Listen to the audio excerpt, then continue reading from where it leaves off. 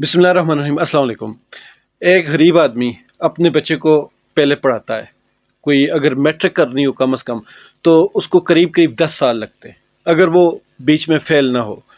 अगर 10 साल के बाद उसकी एज का हिसाब लगाया जाए तो वो 15-16 साल बनती है उसकी। 15-16 साल तक मतलब कि वो बच्चा एक तालीम हासिल करता है, स्कूल जाता है, अपने माँ बाप का ख़र्चा करवाता है।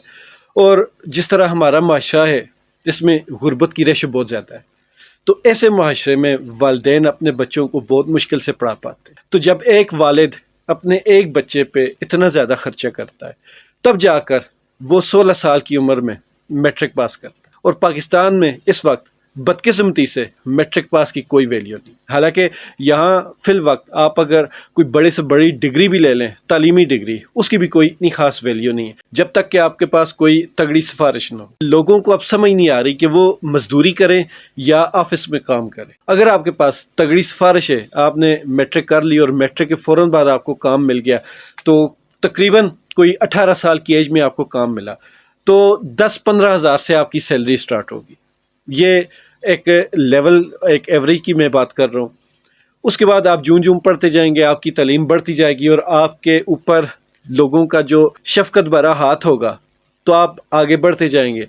लेकिन मैक्सिमम आप इस लेवल में भी कोई 30-35 या 40 हज़ार तक पहुंच पाएंगे। इसके लिए आपको ज़िंदगी में कितने धक्के, कितनी मुश्किलात और कितना लोगों के साथ अपना रख रखाव दिखाना पड़ेगा। अब देखें, आप अगर जो मिडिल क्लास हैं, आप ऑफिस में काम करने वाले इंसान हैं, तो आपको अपने कपड़े का, अपने खाने पीने का, अपने रहन सहन का, हर चीज़ का ख्याल रखना पड़ेगा। तो ये चीज़ें मेंटेन करने के लिए फिर एक कसीर तादाद खर्चे की चाहिए होती, जो कि लोग करते हैं। ये वो वाली क्लास होती है, गरीब होती है और ना अमीर होती है, लेकिन इसको दिखावा करना पड़ता है। मजबूरी होती है कि उनकी जो क्लास होती है, उनके आगे पीछे के जो लोग होते हैं, उनको अपना जो एक स्टेटस है वो दिखाना पड़ता है। इसके बरक्स एक गरीब आदमी वो अपने बच्चे को थोड़ी सी वो होश संभालता है, ज़्यादा से ज़्यादा प्राइमरी अगर वो पढ़ ले कोई 10-12 साल की एज में, हालांकि ये इल्लीगल है, किसी भी छोटे बच्चे को काम पे लगाना, मजदूरी करवाना इल्लीगल है। लेकिन पाकिस्तान में चलता है 10-12-14 साल के बच्चों को किसी भी उस्ताद के पास मैकेनिक वर्कशॉप के ऊपर उनको छोड़ दिया जाता है और उनको आहिस्ता आहिस्ता वहीं खर्चा मिलना शुरू हो जाता है। और जो ही वो कोई 18-20 साल के होते हैं तो वो कम से कम 15-20 हज़ार ज़रूर महीने का कमा लेते हैं। ये मैं लोअर जो इनकम में उसकी बात, और मुख्तलिफ़ इलाकों में इसकी रेशो जो है वो मुख्तलिफ हो सकती है। आप अपने इलाके के हिसाब से इस चीज़ को क्रॉस चेक कर सकते हैं। तो वही बच्चा जब 20-25 साल का होता है तो अगर तो वो मेहनती हुआ तो वो 50-60 हज़ार रुपये महीना भी कमा सकता है, और आजकल कमा रहे हैं। इसके बरक्स एक मज़दूर है, वो जब घर से निकलता पहले दिन उसको मज़दूर की दिहाड़ी मिलती है जो कम से कम 1,000 और ज़्यादा से ज़्यादा बड़े शहरों के हिसाब से 1,500 रुपये होती है। तो इसका मतलब ये हुआ कि उसको अगर महीने की 4 छुट्टियां निकाल भी दें, कोई 25 से 30 हज़ार रुपये महीना उसको मिलता है। फिर हमारे जो मिस्त्री हैं उनकी 1,500 से लेकर 2,000, 2,200 और बड़े शहरों में इससे भी शायद ज़्यादा हो। तो वहाँ पर अगर इसको 1,500 ही हम लोअर जो इसकी मिनिमम है वो करें तो 45 हज़ार रुपये महीने, और इसको अगर हम राउंड फिगर में करें, छुट्टियां वगैरह निकाल के, तो 40 हज़ार तो बनती है, जो कि हमारे एक पढ़े लिखे जो अफराद होते हैं उनका एक पूरा ज़िंदगी का एक टाइम देने के बाद ये चीज़ मिलती। और हमारे जो मज़दूर तबका है वो घर से निकलते हैं, वो 25-30 हज़ार रुपये महीना कमा सकते हैं, और साथ साथ अगर वो 2-3 महीने लगाएं तो वो मिस्त्री बन जाते हैं, और जब मिस्त्री बनते हैं तो वो 40 से 50 हज़ार रुपये आराम से कमा सकते हैं। अगर इस हिसाब से देखा जाए तो हमारे जितने भी टेक्निकल डिपार्टमेंट हैं वो हमारे ऑफिस वर्करों से ज़्यादा पैसे कमा रहे हैं, और ये हर इलाके में आप देख लें, अगर ज़्यादा नहीं भी कमा रहे तो उनके बराबर कमा रहे हैं। लेकिन अखराजात किसके ज़्यादा हो रहे हैं? जो ऑफिस में काम करते हैं, जिनको रोज़ साफ़ सुथरे कपड़े चाहिए होते हैं, जिनका रख रखाव ऐसे लोगों के साथ होता है जहाँ पे उनको खर्चा मजबूरन करना पड़ता है। तो हमारे माशरे में असल जो पिसा हुआ तबका, जो कि हुकूमत किसी की भी हो, महंगाई हो ना हो, हुकूमत बदले ना बदले, जो हमेशा रगड़ा लगता है वो सिर्फ इन ऑफिस वर्करों को लगता है।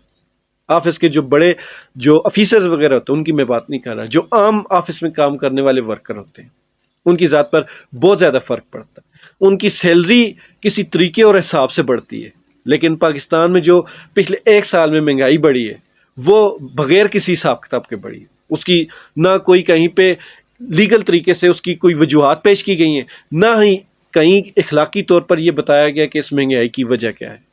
لیکن پاکستان میں پچھلے ایک سال میں چیزیں ڈبل سے بھی زیادہ ہوئی ہیں، تو اس حساب سے جن کی سیلری 10-15 ہزار یا 20 ہزار یا 25 ہزار تھی، ان کو کم از کم اب 30-40 یا 50 ہزار پہ ضرور ملنی چاہیے تھی۔ ایسا نہیں ہوا، تو ہمارے معاشرے میں اس مہنگائی کا سب سے زیادہ جو برا امپیکٹ پڑا ہے ان لوگوں پر پڑا ہے جو آفیسز وغیرہ میں کام کرتے ہیں، لیکن ان کے اوپر کبھی کسی کی نظر نہیں گئی۔ حالانکہ ہمارے معاشرے میں سب سے زیادہ میں سمجھتا ہوں پسا ہوا طبقہ وہ ہے جو آفیسز وغیرہ میں کام کرتا ہے۔ باقی اس معاشرے میں میرا جو ایک موٹیو ہے، جو اس چینل کے تھرو میں بار بار ایک بات کرتا ہوں، وہ یہ ہے کہ میں ہر اس بندے کے ساتھ ہوں جو غریب ہے اور مظلوم ہے، اور ہر اس بندے کے خلاف آواز اٹھاؤں گا جو غریبوں کا اتصال کرتا ہے یا غریبوں کا حق مارتا ہے۔ اور یہاں پر میں اپنے ان جو میرے جیسے عام جو لوگ ہیں جن کا سیاست سے اور جن کا ان بڑے لوگوں کے ساتھ کوئی تعلق نہیں ہے، ان سے میں یہ ایک التجا کروں گا کہ خدا را اس دور میں، اب پہلے وہ پرانے دور تھے کہ آپ لوگ کسی کو اکٹھا نہیں کر سکتے تھے، یونٹی سے نہیں رہ سکتے تھے، اس دور میں آپ اتحاد کر سکتے ہیں۔ انٹرنیٹ ہے، آپ کے پاس بہت سارے ایسے پلیٹ فارم ہیں جس کی وجہ سے آپ اتحاد کر سکتے ہیں۔ آپ کسی کے ساتھ زیادتی کریں، نہ اپنے ساتھ زیادتی ہونے دیں۔ یہ نہیں کہ آپ اس ہتھیار کو اپنے حق میں اتنا زیادہ استعمال کریں کہ یہ دوسروں کا اتصال کرنا شروع کر دیں۔ آپ نے اپنے حق کے لیے آواز ضرور اٹھانی ہے، لیکن انصاف کے ساتھ۔